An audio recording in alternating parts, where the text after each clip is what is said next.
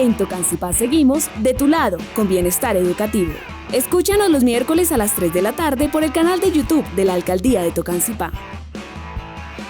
Un cordial saludo para todas las personas que se conectan a esta hora a este video podcast de Tu Lado con Bienestar Educativo, una iniciativa liderada por el alcalde Walfrando Forero, alcalde del municipio de Tocancipá, por el licenciado Elkin Sánchez, secretario de Educación, y la coordinadora del programa de Bienestar Educativo, Joana Jiménez. En esta ocasión estamos con la licenciada Sandra Martínez de este programa. Sandra, bienvenida. Muchas gracias, Juan, por esta invitación. Hoy vamos a hablar sobre un tema muy importante, educación emocional. Educación emocional en casa, educación emocional en el aula. Sandra, en la casa básicamente son los padres los que deben dar esos primeros pasos, esa enseñanza a los hijos, esta primera educación emocional. Cuéntanos cómo los padres debemos hacer esto con nuestros hijos. Bueno, Juan, esta pregunta es muy importante, ya que la casa es el primer lugar donde los hijos se educan. Es el primer lugar donde ellos pueden ser, donde aprenden a comportarse, y todo esto a través del ejemplo que somos nosotros como padres de familia, que también podemos ver en ellos sus actuaciones, cómo se comportan, y ellos pueden imitar esos comportamientos. Bueno, pero ¿cómo los padres a veces podemos llegar a ejercer esta educación en nuestros hijos si nosotros no hemos tenido esa formación? La educación en Colombia, el contexto en el que estamos, llevamos muchos años donde reconocer esto es una debilidad, no se habla mucho, hasta ahora se está empezando a hablar, pero ¿cómo podemos hacerlo y hacerlo bien, por supuesto? Claro que sí, Juan. Debemos partir del hecho que los seres humanos sabemos lo que está bien y lo que está mal. Los adultos sabemos reconocer cuando nos equivocamos o cuando hacemos las cosas bien. Es el interés que yo tenga por educar a mi hijo y cómo quiero que él sea a futuro. Si yo me intereso por su educación o su formación emocional, definitivamente puedo encontrar herramientas muy fáciles y que puedo aplicar en casa, partiendo de una buena comunicación, asertividad en la comunicación, y cómo validar y darle esa importancia a mi hijo, a su palabra, a lo que dice, y a cómo trascienden también mis palabras al momento de hacer una corrección o de aconsejarlo. Bueno, y también entra, por supuesto, el tema a veces del reconocimiento de nuestras propias emociones, de no entrar a actuar de una manera, se puede decir, agresiva cuando estamos molestos con nuestros hijos. Esto no tendría ningún sentido dentro de lo que estamos hablando el día de hoy. Claro que sí. La peor manera de solucionar un problema es desde el enojo, desde la molestia, desde la inconformidad. Precisamente es encontrar un momento para lograr solucionarlo, pero desde la calma.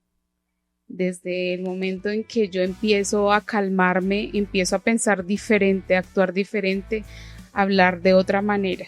Entonces, ese es el mensaje que finalmente se llevan los niños, que no es tratar de conversar bajo los gritos, bajo la amenaza, sino que yo me pueda sentar con él y le pueda exponer por cuál razón hizo algo mal y cuál sería la manera más adecuada de solucionarlo. Así es, y aquí de hecho también tocamos otro tema, porque si salimos de esa educación y esa formación en el hogar, entramos al aula, entramos a estudiar, donde también hay que hacer otro proceso adicional de ese reconocimiento, de esa validación de emociones, esa educación emocional.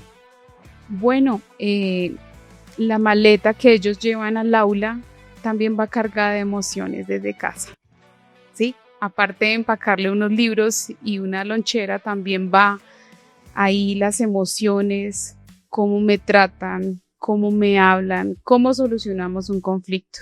Todo esto lo llevamos al aula y definitivamente ellos se comportan de la manera en que nosotros les enseñamos a comportarse. Bueno, igual también hay que reconocer, y los padres deben tener en cuenta, que la responsabilidad de la formación, de la educación de sus hijos, lo que reciben en el colegio es un complemento de lo que viene de casa. No se puede esperar que los docentes pues transformen la forma de ser o el ser de su propio hijo, porque eso desde que nació es responsabilidad del padre o de la madre.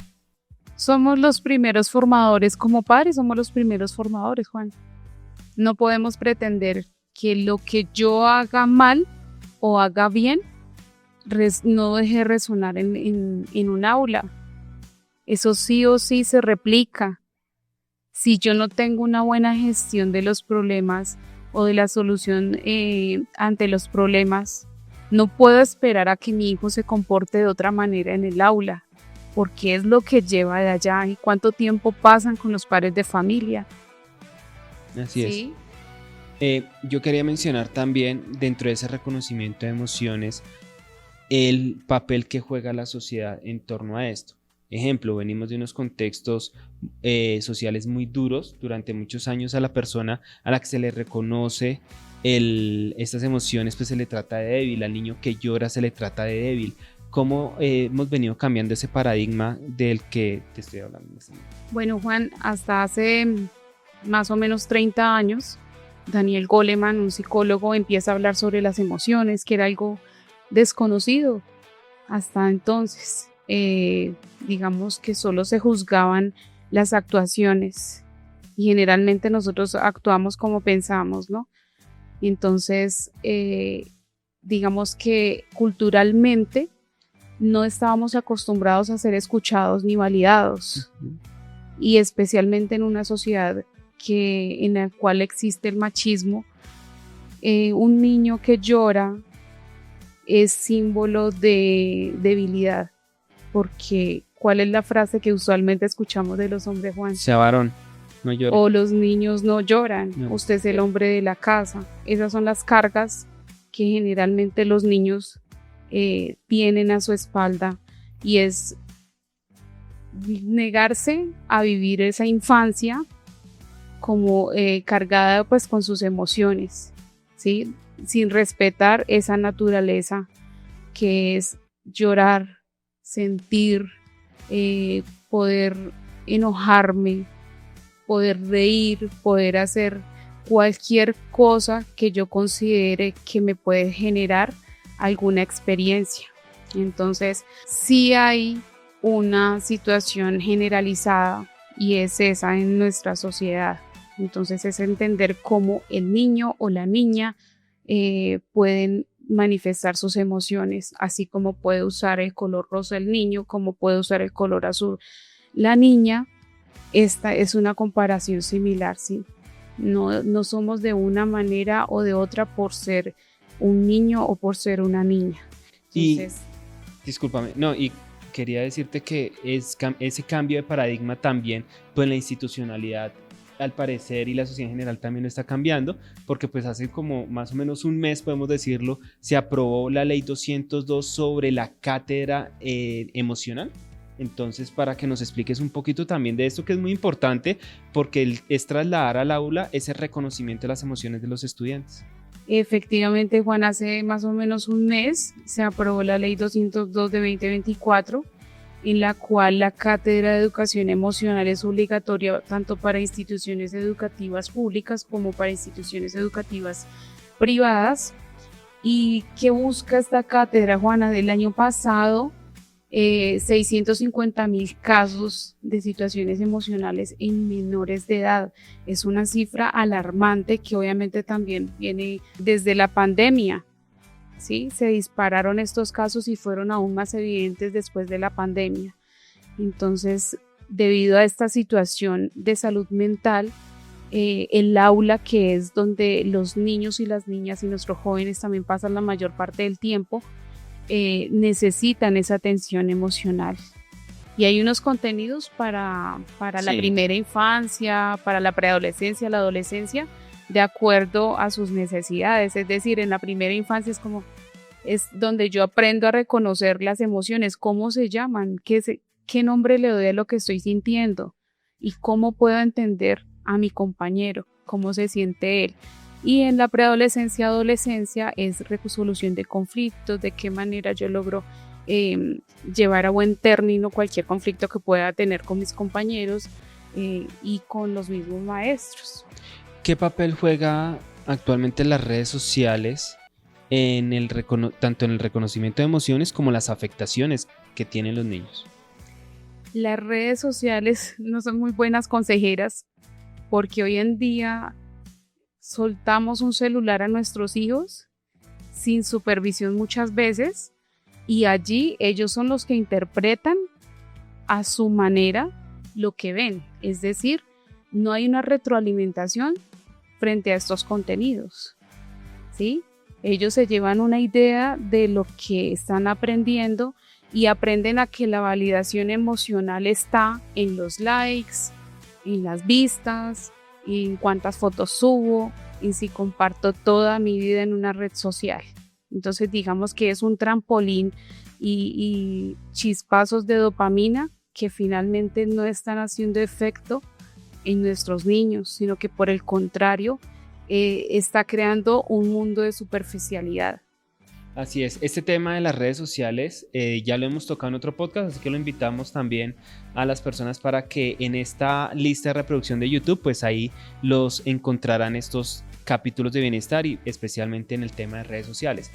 ¿Cómo podemos reconocer, o más que reconocer, cómo es un niño que valida sus emociones, cómo se comporta tanto en la casa como en el aula? Bueno, es un niño que efectivamente va a ser un poco más cuidadoso, va a entender cómo se siente mi compañero y va a ser más solidario, porque eso es algo que ahora no vemos tanto en los niños, y es ser solidarios, es entender mayor empatía, porque digamos que las emociones se logran a través de la conciencia, que es entender lo que estoy sintiendo y darle un nombre, comprender eso, que es ira, que es enojo, que es alegría. Por otro lado está la gestión. ¿Qué hago yo con esa emoción? ¿De qué manera me movilizo? ¿De qué manera voy a actuar? Y por otro lado está la empatía, ¿sí? Que es esa parte en la que yo me pongo en el lugar del otro y logro entender cómo se siente. En ese momento, pues los niños con estas capacidades, pues simplemente la resolución de conflictos y la comunicación asertiva son, digamos que su identidad, que logran resolver conflictos y dar a conocer de manera cuidadosa cómo se sienten y a poner límites. Muy chévere este tema, además porque en el aula esto puede generar un mayor éxito educativo. ¿Cómo lo interpretas? Bueno, el éxito educativo, qué bueno que tocas ese tema, porque el éxito educativo no es la cantidad de información que yo tengo, no es cuánto sabes, es qué haces con lo que sabes, porque puedes ser una persona o un estudiante muy pilo, pero ese estudiante, ¿qué hace cuando se frustra? Entonces, ¿qué hace cuando definitivamente no le salen las cosas? ¿Qué hace cuando le toca trabajar en equipo? ¿Qué hace cuando un compañero necesita de su ayuda? ¿Sí? Entonces es importante que ellos aprendan que realmente cómo se logra el éxito es cuando realmente entiendo al otro, cuando tengo herramientas o habilidades sociales. Es cuando puedo comunicarme de forma asertiva. Los grandes líderes tienen esas capacidades, bueno, no todos, pero digamos que sí necesitan trabajar en esos aspectos, en esas habilidades sociales y emocionales, porque definitivamente un buen líder no es aquel autoritario, aquel que no sabe dirigir a su equipo, sino que por el contrario debe tener ciertas habilidades para tener éxito real en la vida. Muy bien, Sandra. Y eso también propende, por supuesto, a que el estudiante se pueda animar a aprender mucho más. Si bien el éxito educativo, como tú lo dices, no son las mejores notas, pero sí ese reconocimiento y ese apoyo que se puede hacer desde casa, y ahorita hablamos de los docentes, por supuesto, propende precisamente a que el estudiante quiera aprender. Claro que sí, Juan. Todo lo que aprendemos desde la emoción se fija en la mente. O Juan, no sé si recuerdas algún aprendizaje que hayas tenido que digas, con ese profe yo aprendí o me lo enseñó de esta manera y lo logré aprender porque fue diferente y me emocionó haberlo aprendido así. ¿Sí? Esos aprendizajes significativos. También esa pregunta pues va también para nuestros seguidores, también si reconocen un docente que hizo parte de ese proceso educativo que fue una motivación excelente para que sean lo que hoy es, a través también del reconocimiento de las emociones. Y si bien recordamos a ese maestro no solo por sus contenidos o por sus estrategias, sino por la calidad humana, ¿sí? Porque educar es un acto de amor, finalmente. Porque los estudiantes pueden llegar con muchas barreras, con muchos conflictos, con muchas limitaciones. ¿Y quién es el encargado o quién tiene esa gran tarea de convencerlos que son capaces si no es el maestro? Así es. Y hablando del maestro, también las emociones del maestro, porque entrar a controlar un aula con 30 o 25 estudiantes, a veces más, hay que decirlo, pues es muy complicado y es completamente agobiante. Es agobiante, Juan, porque son 30, 40 estudiantes, como tú lo dices, en un aula con diferentes emociones, diferentes personalidades, carácter, bueno, son muchas particularidades en nuestros estudiantes y el pilar fundamental dentro del aula es el maestro, porque él no solo es un referente, sino él es un regulador de las conductas de los estudiantes. También hay que fijar la mirada en los docentes, ellos también se emocionan y también necesitan un espacio de calma, también necesitan ser escuchados y validados. Entonces, digamos que con esta cátedra de educación emocional también es una invitación a los maestros y es a formarnos aún más en las emociones, aprender de nuestros estudiantes, porque finalmente la educación es eso, es un proceso bidireccional, ¿sí? El maestro aprende de sus alumnos y viceversa. Así es, Sandra, muchísimas gracias. Para ir finalizando, regálanos tips de reconocimiento y validación de emociones tanto en la casa como en el aula. Listo. En casa, pues es importante mantener una comunicación, siempre sacar un espacio con nuestros hijos para dialogar, conversar, cómo estuvo su día, cómo les fue, qué hicieron, con quién hablaron, qué temas conversaron. Dentro de esas conversaciones, pues un lenguaje de respeto, un vocabulario emocional, que es también poderles decir a ellos, sí, eso que sentiste fue frustración, eso que sentiste fue enojo, eso que sentiste fue alegría. Bueno, ir conversando con ellos, ir fortaleciendo esas habilidades. Dentro de casa, pues recordemos que también nosotros somos un referente, un ejemplo para nuestros hijos, entonces es importante que también desde allí se logre esa conexión y esa interpretación de lo que son las emociones. Y en el aula también es muy importante trabajarlo, y más ahora con esta nueva cátedra, y hay diferentes ejercicios que podemos hacer en el aula de gimnasia para la mente, por ejemplo, de ejercicios de respiración. Creo que lo hemos escuchado bastante, pero poco lo practicamos y es contar hasta 10, lograr respirar, pero una respiración consciente. Por ejemplo, la concentración, ejercicios de concentración, de meditación. Hay una ruleta interesante, se llama ruleta de las soluciones, cuando se presentan conflictos en el aula. Estas ruletas tienen algunas alternativas que yo puedo usar en ese momento. La giras y puedes salir a conversar con alguien. ¿A ti te hace bien conversar con alguien? Entonces, sí. Bueno, esa es una oportunidad para dar solución a esa situación, comer algo que te guste, salir a caminar, respirar, recibir un abrazo. ¿Sí? Son algunas estrategias que se pueden usar en el aula. La primera infancia, que es una edad tan importante, una etapa tan importante, también se puede trabajar el semáforo de las emociones, que el rojo pues te enseña a parar, el amarillo te enseña a pensar y el verde ya a actuar con responsabilidad frente a la situación que estoy pasando. También hay unos libros muy interesantes sobre las emociones, uno de ellos es El monstruo de colores, que yo creo que ahora lo trabajan bastante en las aulas, y es que cada emoción tiene un color, pero al final el monstruo está lleno de colores, porque somos eso, somos emociones, y muchas, no son una ni dos, hay más de 200 emociones. Y que las emociones no son malas, ninguna. No, las emociones no hay buena ni hay mala. Todas las emociones son necesarias. Así es, Sandra, muchísimas gracias. Para finalizar, una conclusión a toda la audiencia en este momento frente a este tema de educación emocional. El consejo que doy es que cuando educamos las emociones, educamos para la vida.